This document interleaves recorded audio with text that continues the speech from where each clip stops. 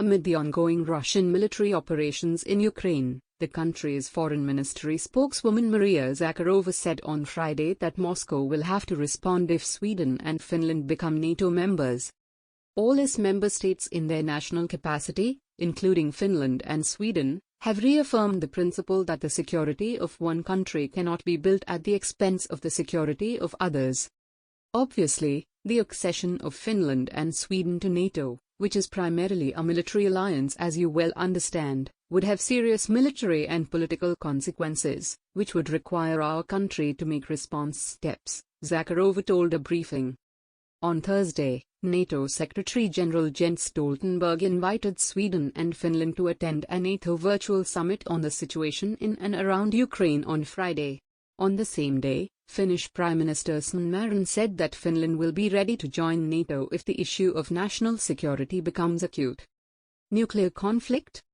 Russian Defense Minister Sergei Shoigu earlier stated that Ukraine may obtain tactical nuclear weapons as it has more capabilities than Iran and North Korea. He recalled Kiev's desire to once again become the nuclear power.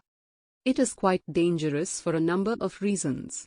Firstly, during the long years of Soviet power and being a part of the Soviet Union, the capabilities to create such weapons, not only weapons but also their launchers, were built up there, in Ukraine, Shoigu told a meeting of the Russian Security Council. The minister noted that tactical nuclear weapons are deployed in Germany, so these sorts of weapons may appear in Ukraine as well and would be deployed on launchers that already exist today.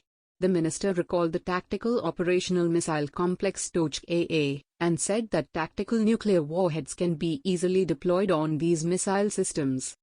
He highlighted that Ukraine has the equipment, technologies, specialists, that are much greater than those of Iran and North Korea, which the world community is trying to denuclearize.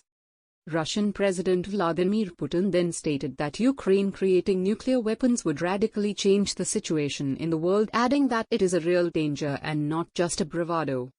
It will be much easier for Ukraine to acquire tactical nuclear weapons than for some other states which are actually conducting such developments, especially in the case of technological support from abroad.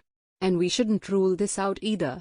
With the appearance of weapons of mass destruction in Ukraine, the situation in the world, in Europe, especially for us, for Russia, will change in the most radical way. We cannot fail to respond to this real danger, Putin said during his address to the nation.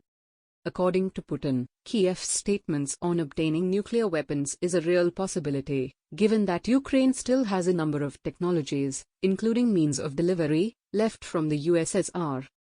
France responds. On Thursday, French Foreign Minister Jean-Yves Le Drian said that Russian President Vladimir Putin should keep in mind that NATO possesses nuclear weapons. France is one of the 5 countries formally considered to have nuclear status under the Non-Proliferation Treaty, on par with Russia, China, the United Kingdom and the United States. Nuclear weapon is a weapon of deterrence. It is not a weapon intended for use.